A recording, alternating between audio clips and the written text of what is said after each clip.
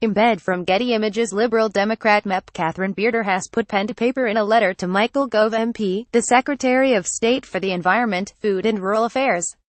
This joint letter to Mr Gove was also signed by Seb Dance MEP, Keith Taylor MEP and Julie Girling MEP. Together, these MEPs form a cross-party group of UK MEPs who sit on the European Parliament's Environment, Public Health and Food Safety Committee. The letter follows the successful vote on November 15 in Strasbourg on the EU parliamentary motion calling for EU governments and the Commission to properly fund Natura 2000 sites which are vital to the protection of European nature and biodiversity. The letter says while the European Parliament welcomes the fact the Commission is taking steps in the right direction, the motion also states our concerns that the 2020 targets for biodiversity will not be met without immediate, substantial and additional efforts. The Parliament has also noted that the 2010 targets were not met and that the Commission has not commenced work on a plan for post-2020. The loss of biodiversity is a real concern. Not only do we owe it to future generations to protect flora and fauna, we must also recognize the impact the loss of biodiversity has on ecosystems and human life and ensure our legislative priorities reflect this. The Planetary Boundaries Framework states that losing more than 10% of the biodiversity in an area places the local ecosystem at risk.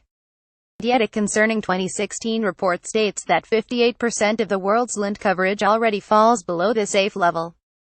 They find that the global average of biodiversity has dropped to 85% of that of unaffected ecosystems.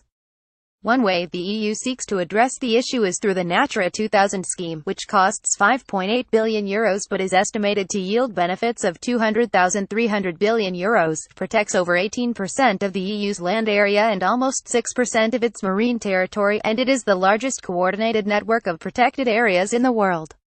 While it is clear to us the EU has found ensuring the Birds and Habitats directives are implemented and biodiversity targets are met challenging, it is also clear that the loss of biodiversity can only be tackled by working with our neighbours at a supranational level.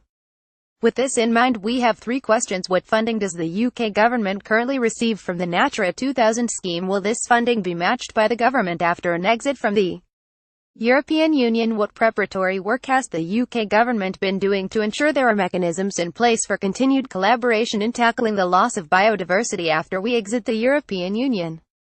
The issue of the loss of biodiversity cannot be pushed to the bottom of the pile by an ever-increasingly complex Brexit negotiation process.